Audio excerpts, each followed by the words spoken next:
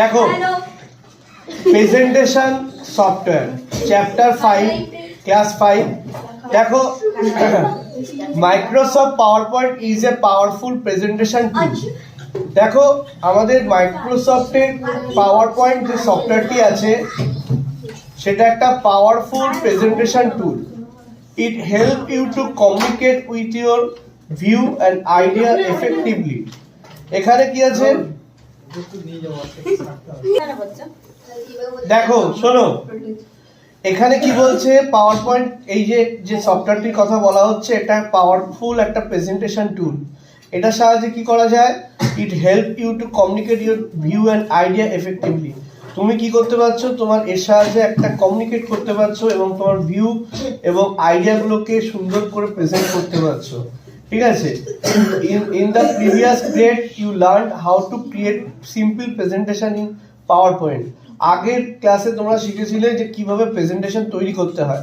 Now in this chapter you will learn how to enhance presentation in applying way to draw users attention to important points. এখানে তোমরা জানতে পারবে কিভাবে প্রেজেন্টেশনে যে ইউজারদের অ্যাটেনশনটাকে মানে পাওয়ার জন্য আমরা ইম্পর্টেন্ট কিছু পয়েন্টস এখানে আমরা অ্যাড করব বা সুন্দর করে প্রেজেন্টেশনটাকে এনহ্যান্স করব, মানে সুন্দর করে সেটাকে গুছিয়ে আমরা প্রেজেন্ট করব। ঠিক আছে, তো ফার্স্ট অফ অল এখানে যেটা রয়েছে build in templates.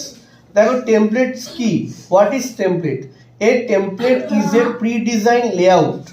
Pre design layout মানে আগের থেকে তৈরি করা একটা লেআউট। ঠিক আছে, that include custom formatting and design for a presentation. দেখো আমরা কি করতে পারছি, আমরা যে প্রেজেন্টেশনটা দেখতে পাচ্ছি মানে যে প্রেজেন্টেশনটা তৈরি করছি তাতে আগের থেকে তৈরি করা কিছু লেআউট আমরা দেখতে পাই।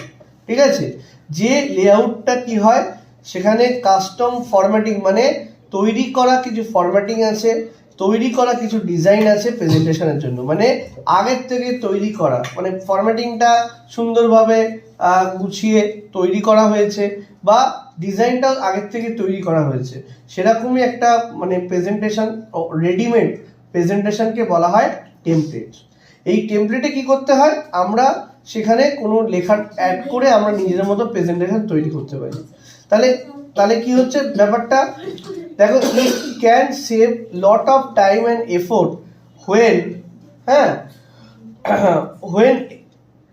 when starting a new presentation। দেখো যখন আমরা নতুন প্রেজেন্টেশন শুরু করছি তখন কিন্তু অনেক সময়টাকে আমাদের বাঁচিয়ে দিচ্ছে। কেন?